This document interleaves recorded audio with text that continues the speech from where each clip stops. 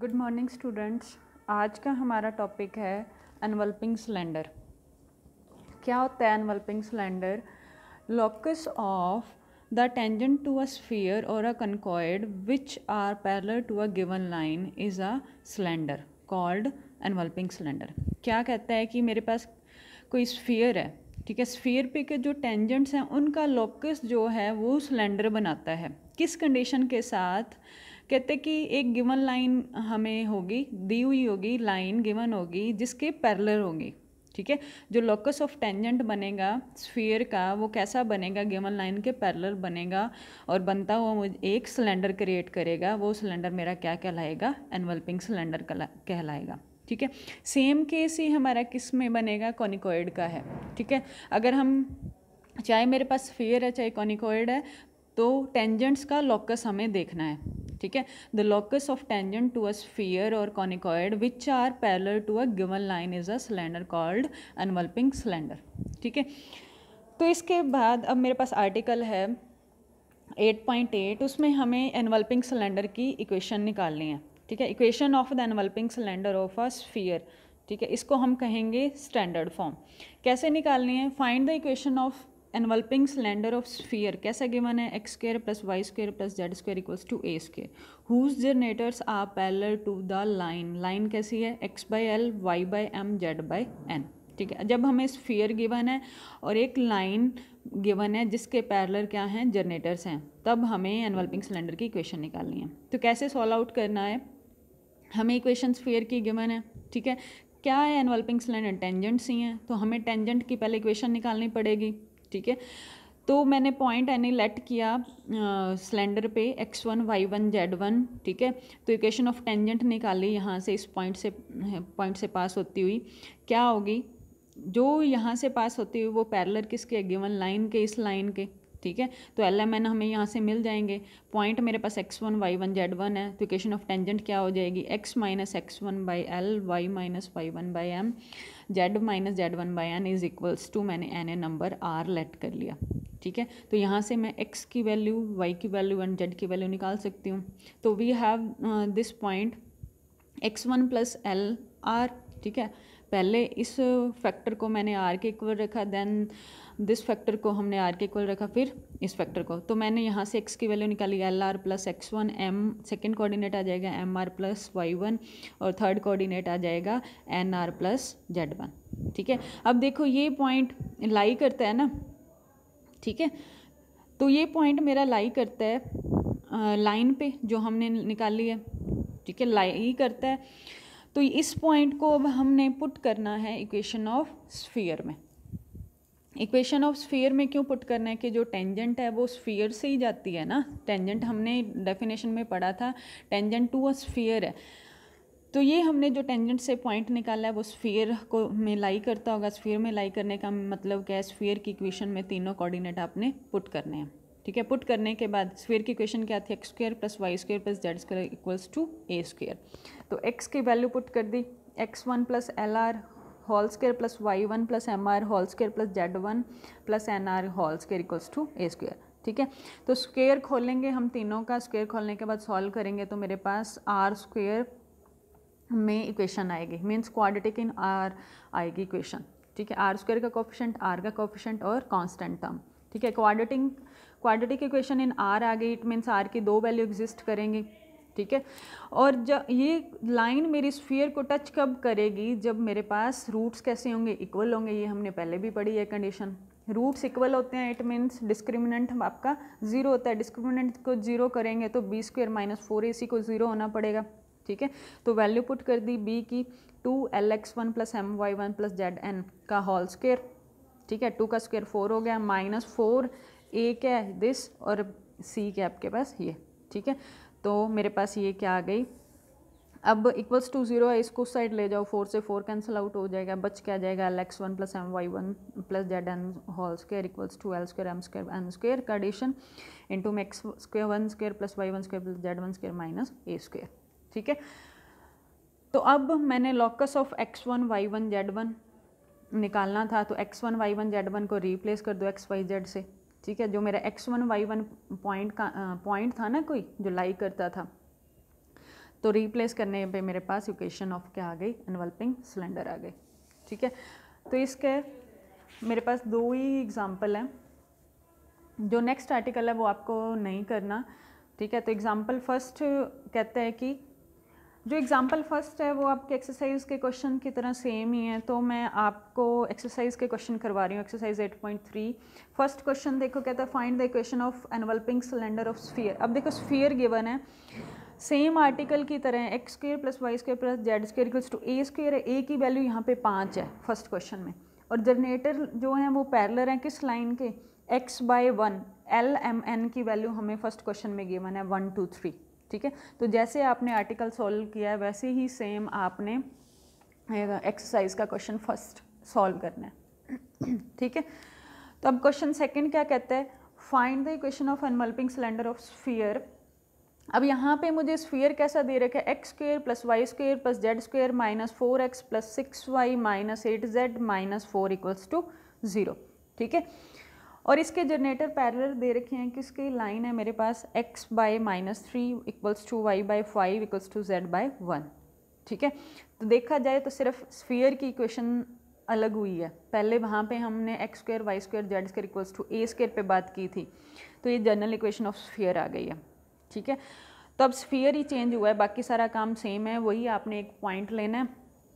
ठीक है, एक पॉइंट लेना है, उस पॉइंट से इक्वेशन ऑफ टेंजेंट बनानी है, टेंजेंट से हमने एक पॉइंट निकालना है जो स्फीयर को स्फीयर की इक्वेशन में पुट करना है। ठीक है, स्फीयर की इक्वेशन में चेंज है यहाँ पे, तो वही लेट किया मैंने कोई point P x1 y1 z1। ठीक है, any point on A tangent line, tangent line का कोई पॉइंट है जो पैरेलल किसके है, जो गिवन लाइन के है।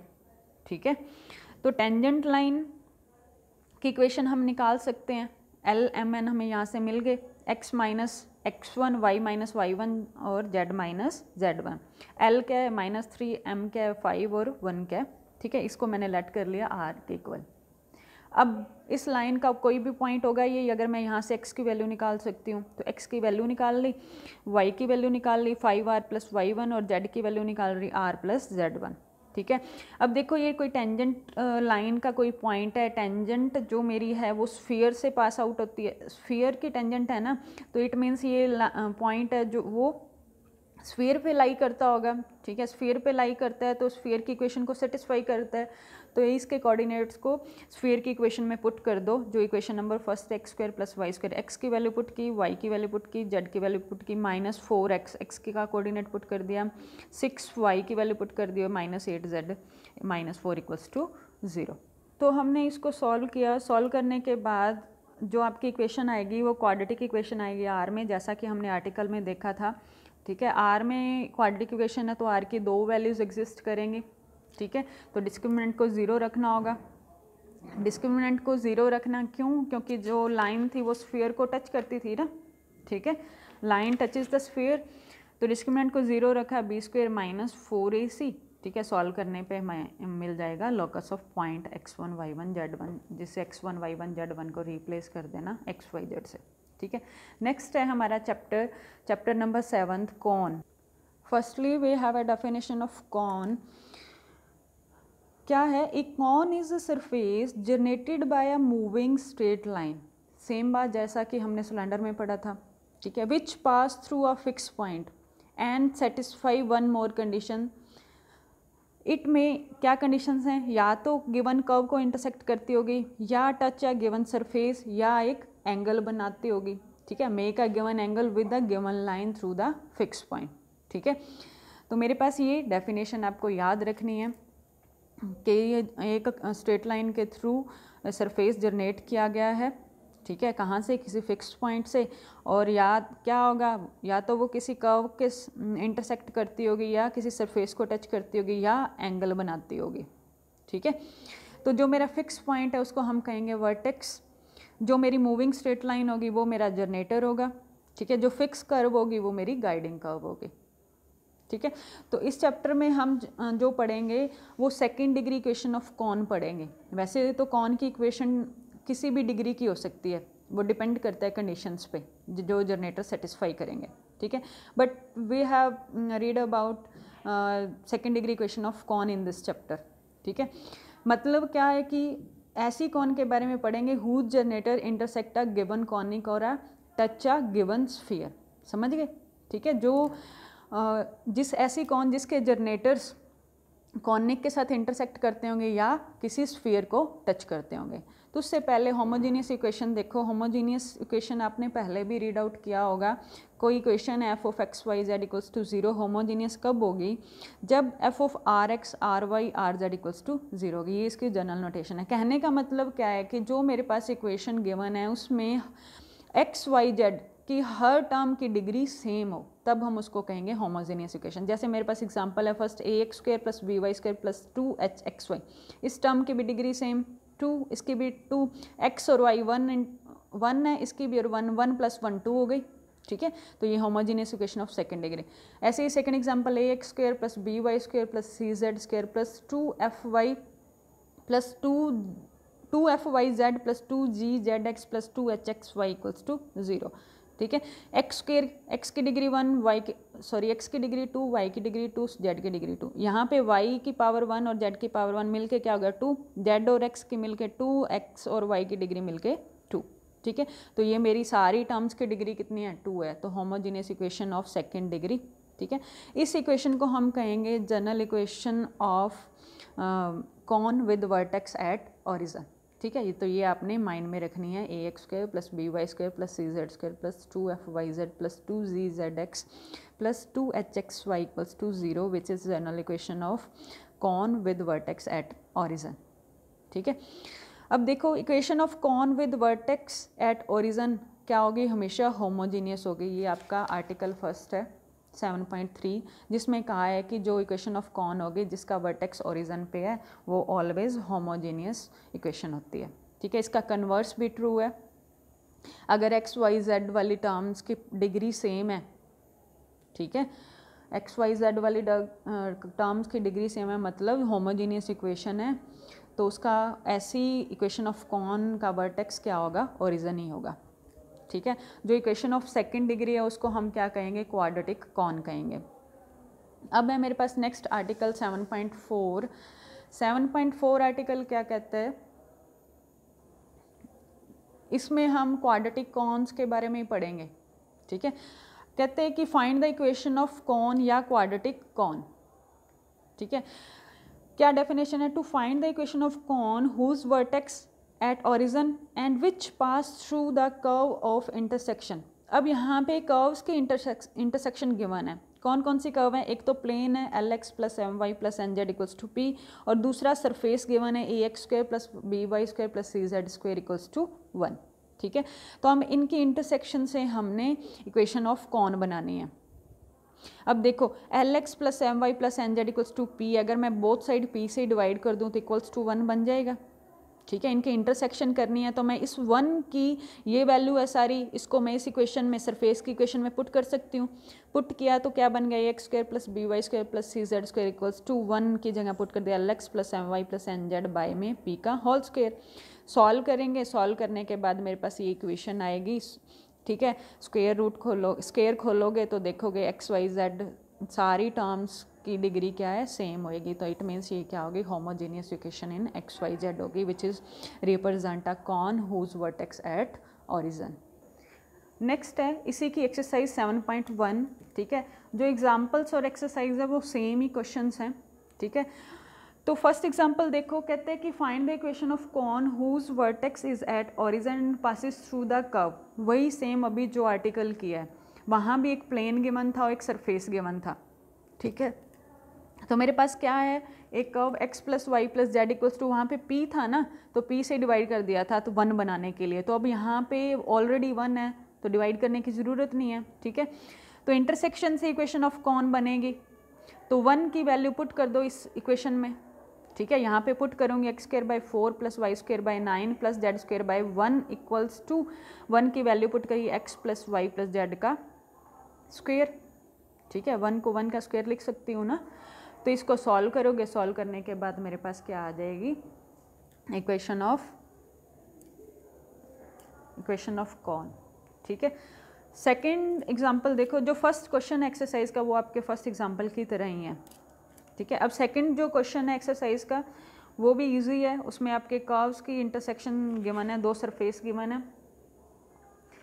जो सेकंड एग्जांपल है वो ही सेम आपका एक्सरसाइज में क्वेश्चन है। तो सेकंड एग्जांपल देखो क्या कहता है कि द प्लेन, हमें एक प्लेन गिवन है x by A plus Y by B plus Z by c equals to 1। जो प्लेन क्या करता है, मीट करता है कोऑर्डिनेट एक्सिस को, ठीक है, कोऑर्डिनेट एक्सिस पे मीट करता है,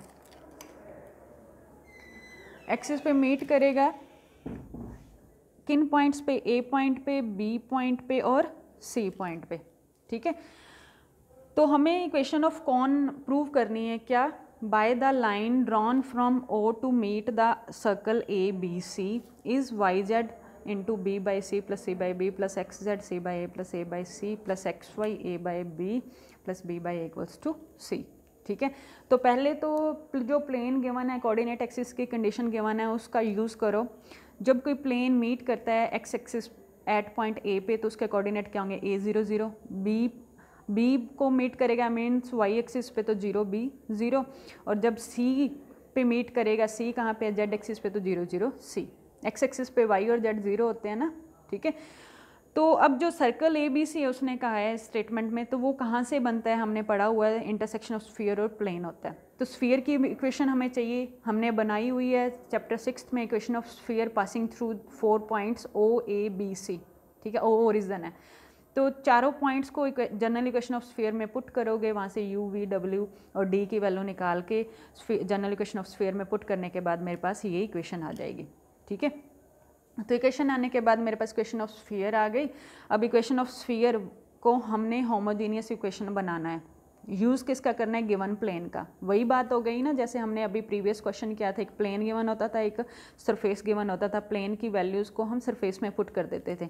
तो अब इसको बनाओ होमोजीनियस बनाने लायक, X square plus Y square plus Z square equals to मैं कर सकती हूँ A X plus B Y plus C Z, ठीक है। इसको मैं लिख सकती हूँ 1 के मल्टीप्लाई में, ठीक है। किसी भी नंबर को 1 से मल्टीप्लाई करो तो वो सेल्फ ही आता है, तो मैंने इस पूरी क्वांटिटी को इंटू 1 करके लिख दिया ताकि मैं 1 की वैल्यू पुट कर सकूँ प्लेन से, ठीक है। तो X square plus Y square plus Z square equals to A X plus B Y plus C Z into में 1 की वैल्यू पुट की, X by A plus Y by B plus Z by C, ठीक है। तो इस पूरे equation को आप सॉल्व करोगे, सॉल्व करने के बाद मेरे पास रिक्वायर्ड इक्वेशन ऑफ कॉन आ जाएगी which is homogeneous in x y and Z.